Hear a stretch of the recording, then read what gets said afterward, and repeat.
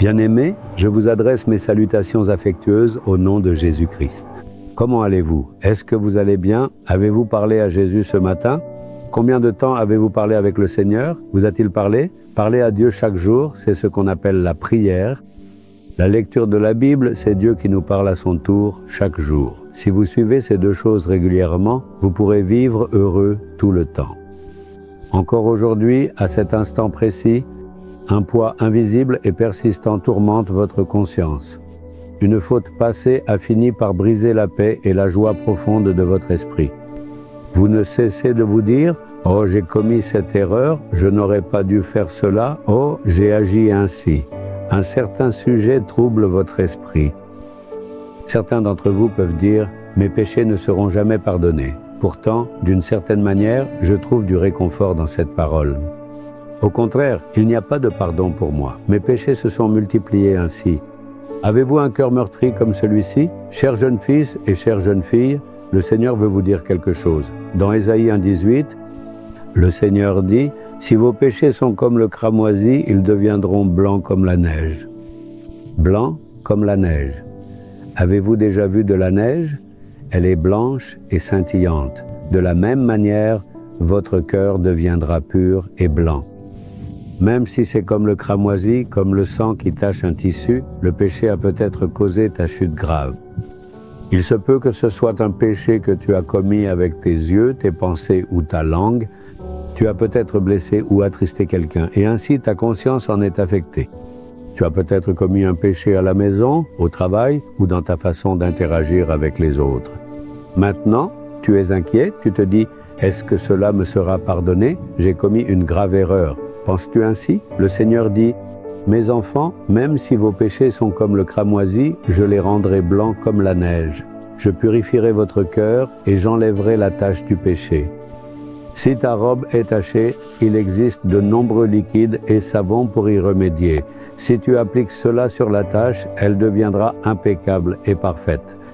Certaines taches laissent une marque même après avoir été enlevées. As-tu déjà vu cela? La saleté part, mais sa trace demeure. De la même manière, tu pourrais dire « Mon péché a été effacé, mais je suis encore tourmenté dans ma conscience. La tache semble toujours présente. » Penses-tu ainsi?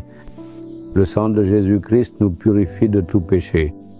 Seul le sang de Jésus-Christ a ce pouvoir. Il enlèvera le péché de notre cœur ainsi que ses taches. Il ne restera aucune trace de la tache. Supposons que tu portes une chemise blanche. Si du café ou autre chose se renverse dessus, après l'avoir lavé au savon et séché, elle paraîtra normale. Mais si tu observes attentivement, la marque de la tache restera subtilement présente. La tache était très visible, mais ce n'est plus le cas maintenant. Pourtant, elle a laissé une trace. Même cette trace ne sera pas visible en toi. Le sang de Jésus te lavera et te purifiera à un point tel qu'il ne restera aucune trace de la tache du péché. Tout comme la neige est blanche sans aucune saleté, le sang de Jésus a le pouvoir de transformer complètement la tache du péché. Alors, pourquoi devrais-tu avoir peur? Si tu demandes ce que tu dois faire pour cela, il n'y a qu'une seule chose que tu dois faire. Celui qui cache ses péchés ne prospérera pas, mais celui qui les confesse et les abandonne obtiendra miséricorde. Si ta chemise est tachée, combien de temps peux-tu la cacher en la rentrant dans le pantalon? Ne finira-t-elle pas par ressortir? Par contre, si tu la laves et la nettoies, n'apparaîtra-t-elle pas propre? Tant que tu caches, cela t'affectera. Viens à Jésus-Christ et dis « Seigneur, ma vie est tachée, ce péché tourmente ma conscience. Je crois que ton sang a été versé pour moi. S'il te plaît, lave-moi et purifie-moi. » Dis simplement cela et vois, c'est tout ce que tu as à faire. Le Seigneur ne demande rien d'autre. Il ne demande pas « Mets-toi à genoux ou roule-toi par terre pour m'adorer ou fais des squats en te tenant les oreilles. » Jésus a-t-il exigé l'une de ces choses? Pas du tout. Il suffit que tu confesses tes péchés et que tu admettes que tu as péché. Tu peux le faire dès maintenant. Il n'est pas nécessaire d'aller dans une pièce pour t'agenouiller. Ici même, dis « Jésus, lave mon cœur avec ton sang. Lave-moi et purifie-moi de mon péché. » Immédiatement, tu peux ressentir la puissance de son sang descendre sur toi pendant que tu confesses. Aussitôt, tu auras la paix et la joie dans ton cœur. Même la moindre trace de la tache ne sera plus présente dans ton cœur. Tu seras parfaitement purifié dès maintenant. Veux-tu prier en posant ta main sur ton cœur? Jésus, le péché et sa tâche continuent de me tourmenter. Cela pique ma conscience en me le rappelant de temps en temps. S'il te plaît, lave-moi et purifie-moi par ton sang dès maintenant.